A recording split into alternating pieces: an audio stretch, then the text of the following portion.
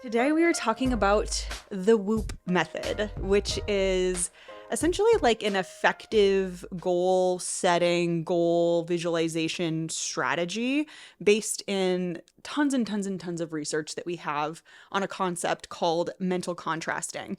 And as we are getting into the new year, making our way into 2025, what the heck? This is really important and something that you're going to want to consider with your clients and with yourself when it comes to determining how to approach your goals in the new year. And we're going to do a whole episode on New Year's resolutions and my take on them and why I actually think they are worth doing as much as, I feel like popular media kind of makes us believe. But today, we're specifically talking about a method, a well-validated method to help you achieve your goals and help your clients do the same. So visualization is something I feel like is talked about quite a lot. And this idea of just visualizing the perfect outcome and how you want to feel and who you want to be, and then sort of falls in like the manifestation space, right? And then that's what's going to kind of propel you to actually achieve those things, become that person, etc. I don't love how much emphasis is actually placed on positive visualization and visualization tactics, strategies, whatever, because there's a really, really big thing missing from that in general, from visualization. And that is zero focus on the fact that shit gets hard sometimes.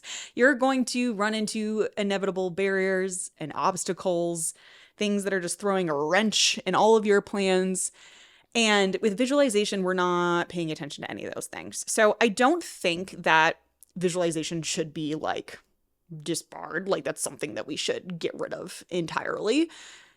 But I do think that there's a better way to go about it, and from a scientific perspective, of course. So the WOOP framework is wish, outcome, obstacle, and plan.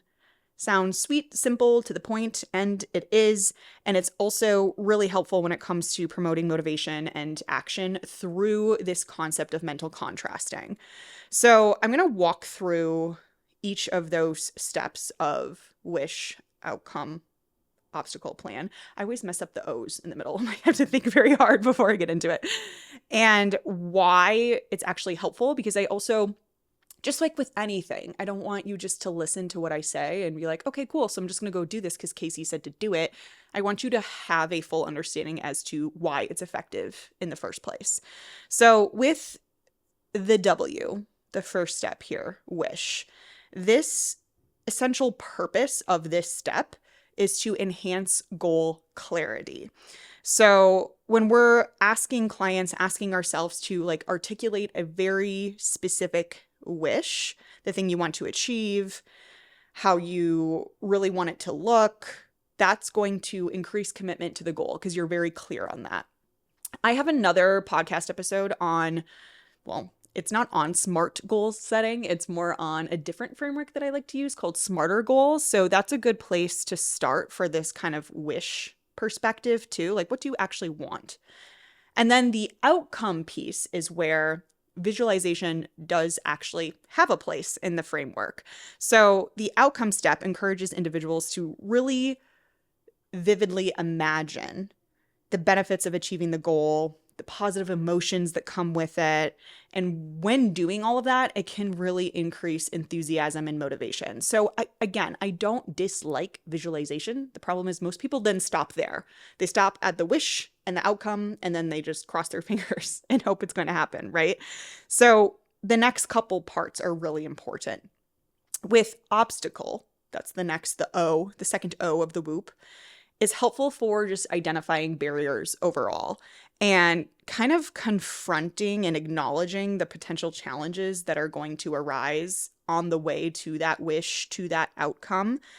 And if we don't do those things, we're not paying attention to those things. And when I say obstacles and barriers, I don't just mean, things in like the external world, but also internal barriers that could come up.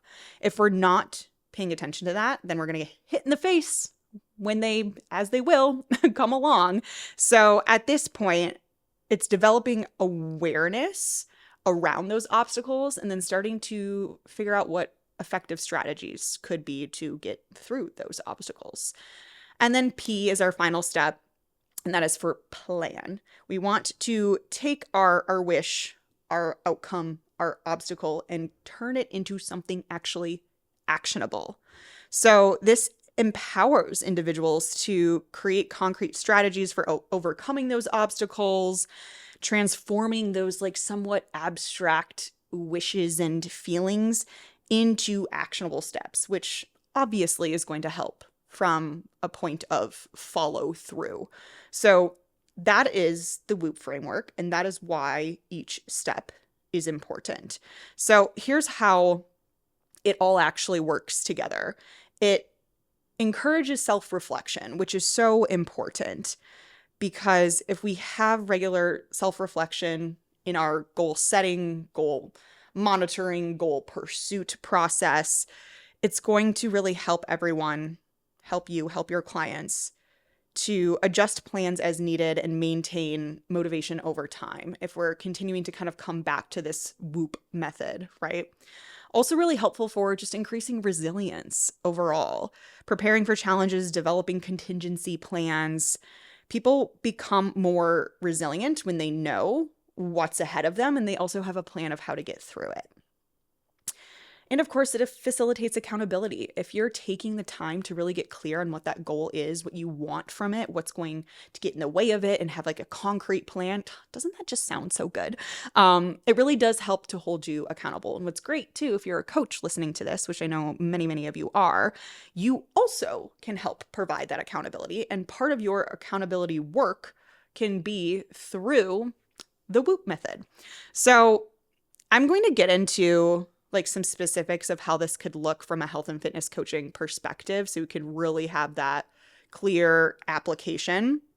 But of course, I want to get into some science first. So I have a couple studies here that I want to walk through that I think provide a pretty solid foundation as to how this framework was developed and why you should actually even care. So this foundational study was from Autogen, I believe, is the last name of the researcher I know that's the last name. I just like don't know if I'm pronouncing it correctly.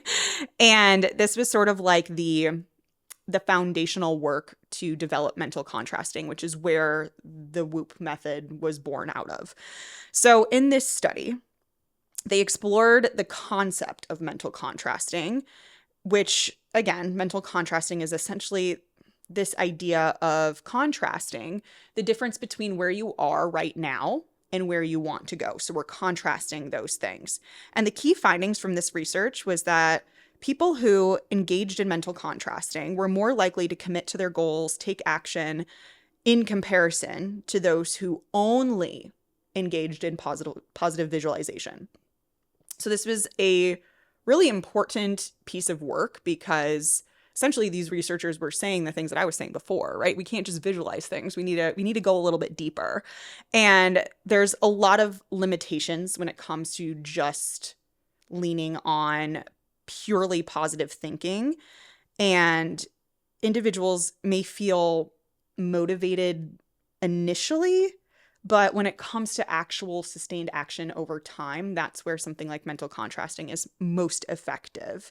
So the implications of this study has extended to many, many other areas beyond this one. So obviously these researchers were like, cool, so where is this actually most beneficial? And things like health behaviors, academic achievement, organizational settings, it's everywhere. So obviously we're going to talk about all this from a health and fitness perspective, but just know that this could work everywhere else too. For those of you that are business owners, you could think about it for yourself with your own business goals. You could use it inside your team to help other team members get clear on their goals and work towards things. It really can be used everywhere, which is great.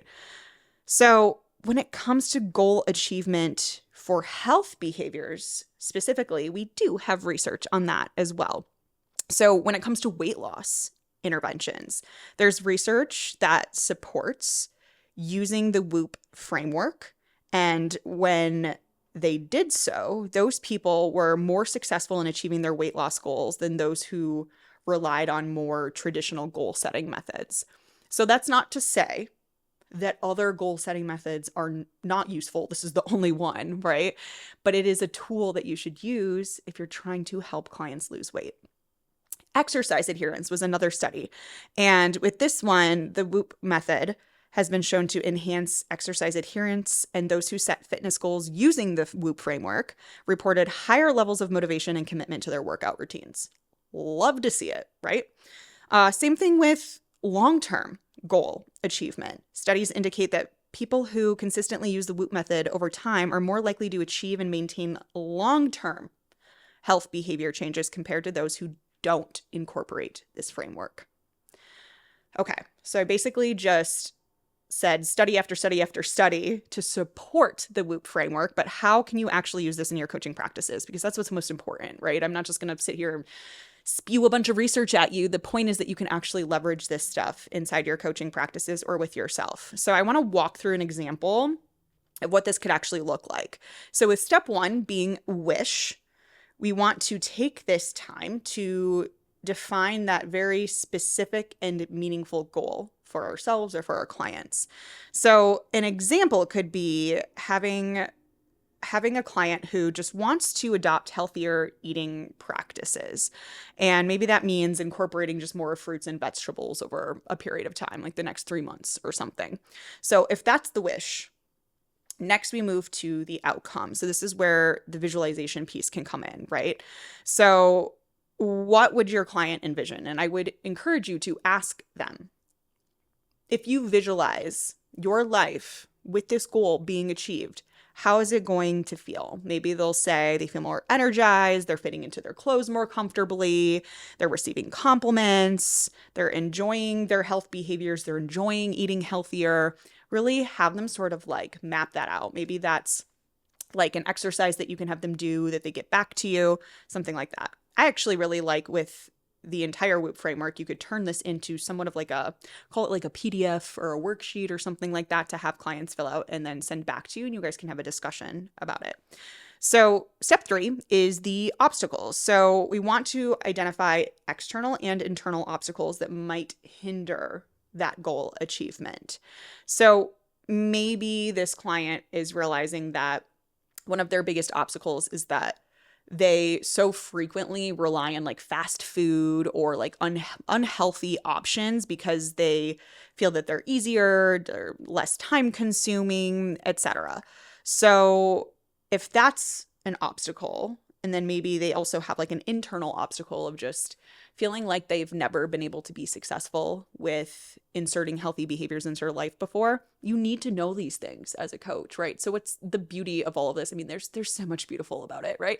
But having a client work through this stuff will then shed light for you as the coach to really understand what the client feels like their barriers are to success, because you as the coach may think that you know what's getting in the way of them seeing more success, and you may have a good idea, but we have to please keep in mind that you are not the expert on your client's life, and having them also be part of this goal setting process through WOOP or through however you go about it is really also going to help from an autonomy supportive perspective.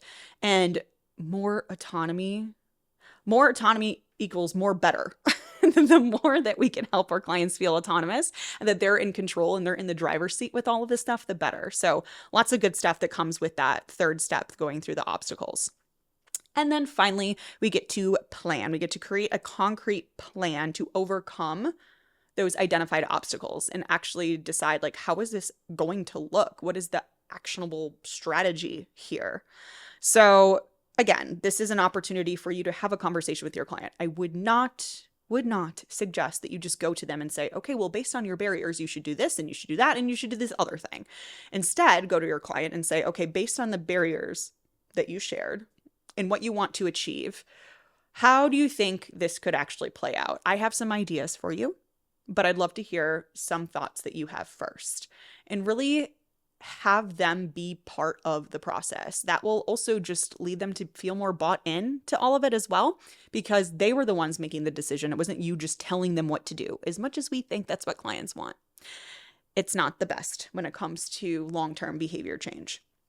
So, as I mentioned, you could package all of this up and put it into like a PDF or a worksheet, but there's a lot of other ways that you could include the W, the O, and the P into your coaching practices. So I think that this could be a really great place to take the WOOP method and put it into like your onboarding processes, whether that's like your intake forms or whatever that looks like. Maybe it's an onboarding call with a new client. You guys can start to walk through those. Not only will it be helpful for them to actually achieve their goals, but it's also going to make you look really good because you have this evidence-based strategy, the specific method to help your clients work through. I also like the idea of taking the WOOP method and turning it into somewhat of like a workshop, whether that is for your team. If you are the head of a coaching team, you have assistant coaches, you have staff members doing something like that, especially at the start of the year, which is where we're at. So hosting a workshop, or maybe it's a client-wide, like a company-wide workshop that you're all doing together. And another spot. I mean, there's so many places, like I really encourage you to get creative of where this could fit in. But another place I think would be really powerful is to use this in sales calls, discovery calls, consult calls, whatever you call them. So with those very, very initial goal setting, goal discussions, those type of conversations with a prospective client, again, it's going to make you look really good because you have this whole process that you want to talk with them about before they even become a client. So, and again, I think it will shed light a lot on that person for the future coaching relationship, the information that you really need to be a great coach to that person.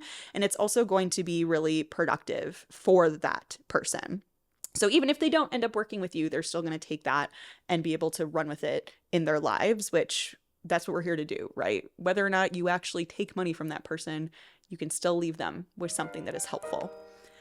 Okay, so we walked through the WOOP method. We talked about how it could play out in your coaching methods. We talked about where you could insert it into your coaching practices in different ways. If you have any questions, please don't hesitate to reach out. I'd love to hear from you. But that is all I have for you on mental contrasting and the WOOP method.